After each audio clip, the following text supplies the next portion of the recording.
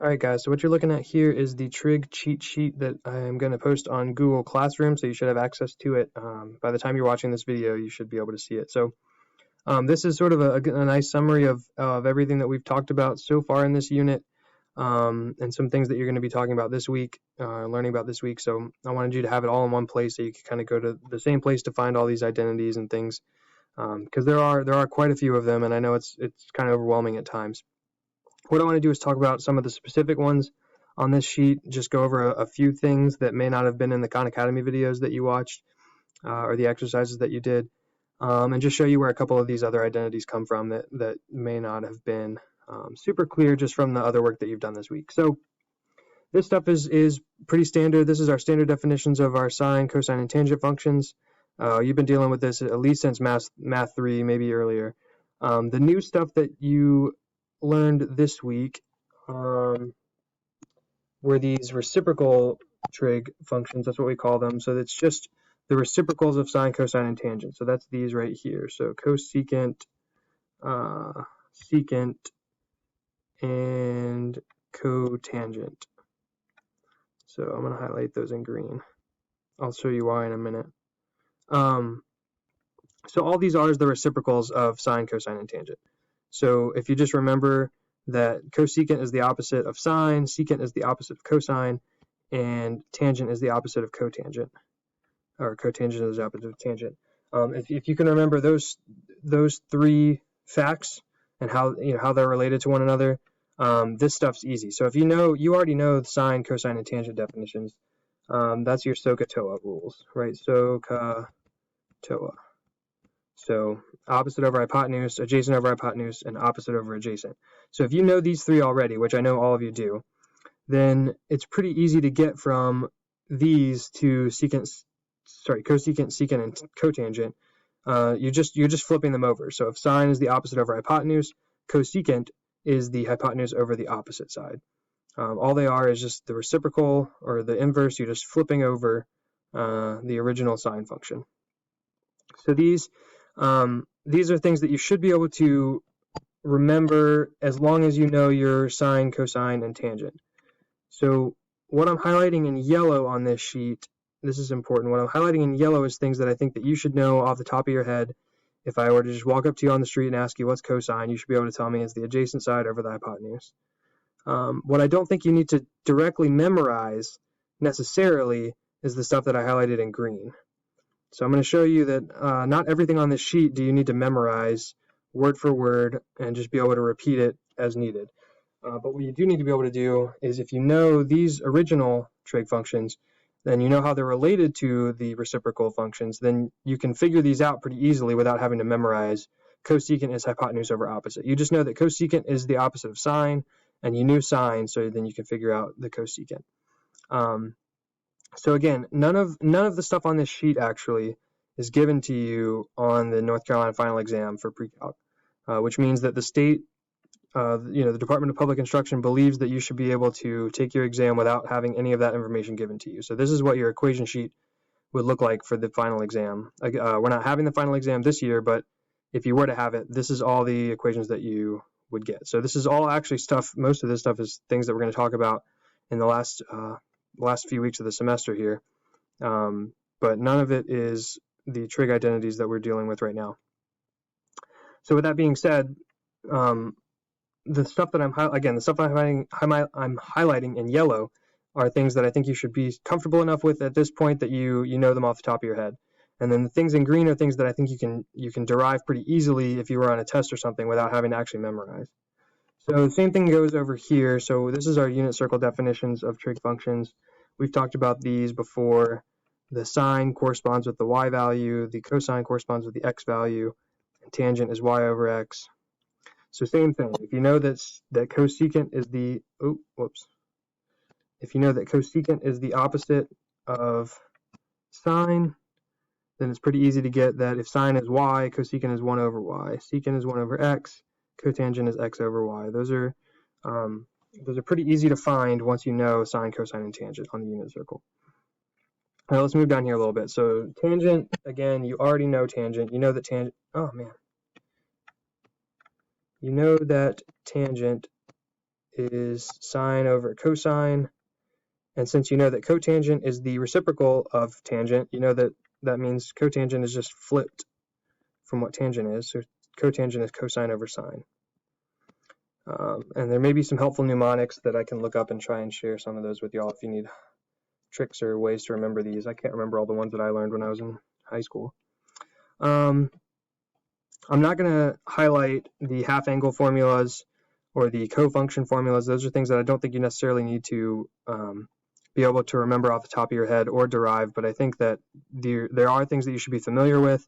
There are things that I wanted you to be exposed to so you could at least see some of these other identities. If we had more time this year to go into these more in depth, I might have talked about them a little bit more, but since we didn't really have time, we're kind of already crunched for time. I'm just going to show them to you here, and if you come across a situation where you need to use them, you'll have them, but I don't think you necessarily need to have them committed to memory.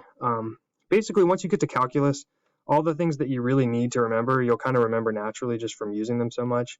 So I want you to have seen them and kind of be comfortable using them, but the things that you need to remember and use on a daily basis in calculus are the things that you'll use them enough that you'll just naturally start to remember them. All right, let's talk about the Pythagorean identities. So these are the ones that you did an activity on Google Classroom that was an exploration, and you derived this Pythagorean identity right here, sine squared plus cosine squared equals 1. There's also a Khan Academy exercise and a video on this identity. So this one is a pretty common one, and it's a pretty important one. What I want to do is show you where these other two come from. So there's two other Pythagorean identities that we didn't really talk about in the other videos or in the exploration activity, but they're just like the other stuff up there. You can derive them pretty easily as long as you remember the original Pythagorean identity. So as long as you know this here in yellow, you can figure out the two equations in green really easily, and I'll show you how to do that. So if we start with sine squared plus cosine squared equals 1, this is our regular Pythagorean identity. All I'm going to do is divide each term here by cosine squared. This is the way I derive the second equation right here. So what is sine over cosine? Well, let's rewrite this first in one separate way. So I'm going to rewrite this now as sine theta over cosine theta squared. So if I'm squaring a fraction, remember that's the same thing as squaring the numerator and the denominator by themselves. So this up here is equivalent to this right here. So I'm just rewriting it in a different way, but it means the same thing. Cosine squared over cosine squared is just 1, right? Anything over itself is always going to be 1. So these are equivalent. And then 1 over cosine squared, I'm going to rewrite this as 1 over cosine theta and square the whole thing. Now, sine over cosine, what is that? That's one of our identities that you should know. Sine over cosine is the same thing as tangent. So I'm going to rewrite this then as tangent of theta. Let me write this in red. Tangent of theta squared, so I'm keeping it squared, plus 1 equals, now what's 1 over cosine? That's another identity that we know because it's the reciprocal of sine. So you could look at it this way if you want. So sine is y, cosecant is 1 over y, or you could look at these reciprocal identities down here. The important ones, oh man, I always do that, sorry. Cosecant is equal to 1 over sine. While we're at it, secant is 1 over cosine, and cotangent is 1 over tangent. Again, they're just the reciprocal. So you just flip it over. Okay, so now let's go back over here. So 1 over cosine, we said was secant. So I'm going to rewrite that as secant of theta squared. And then the last step, if I wanted to, remember, if I have this squared up top squaring the entire function, if there's parentheses around the whole thing and I'm squaring the whole thing, I can also write that as tangent squared of theta and put the squared in between the tangent and the theta, or the angle. And so that works for all trig functions. So these two things, this line up here and this line right here, are equivalent, This is a different way of writing it. Sometimes that confuses people. This is not the same thing. Let me point out one thing. Tangent of theta squared, where just the theta is being squared, just the angle is squared. This is not the same thing as this down here. This is not the same.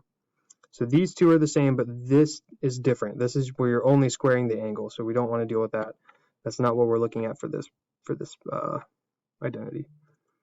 So we've got, so we just derived our second Pythagorean identity right here. So all we did was divide every term by cosine squared, and we got straight to our second Pythagorean identity. Tangent squared plus 1 equals secant squared of theta. Now the last identity, we're going to do the same thing, except you can probably guess what we're going to do. We are going to, instead of dividing by cosine squared, we're going to divide everything by sine squared. So let's do that quickly. So I'm dividing every term by sine squared instead of cosine squared. Now I'm going to write this over here. So sine squared divided by sine squared is just 1. Anything divided by itself is 1. Cosine over sine. So I'm going to skip these steps in the middle here. Cosine over sine, we know that's right over here. That's cotangent. Cotangent. So let's go back. So that gives us cotangent squared of theta. And then 1 over sine, that's the reciprocal of sine. 1 over sine is right here. That's cosecant. Cosecant squared of theta. So that's our other Pythagorean identity. So that one is right here. The one in red is our second one right there. So that's where those two come from. I wanted to show you where those come from. So if you can remember this one right here, all you got to do, and if you're on your test and you can remember to write this down, all you got to do is divide everything by sine, divide everything by cosine, and you get your other two really easily, in case you needed them. The last few that I want you to be familiar with, these are ones that, again, I don't know that you necessarily need to be able to memorize by heart, but I wanted to show you some interesting parts about where they come from. Let's look at the even and odd and the cofunction formulas really quickly. So if we think back to at the beginning of the year, we were talking about graphs of sine and cosine. We talked about how we shift those graphs around and move them around. So what I want to do is open up Desmos. Let's make this a little bit smaller.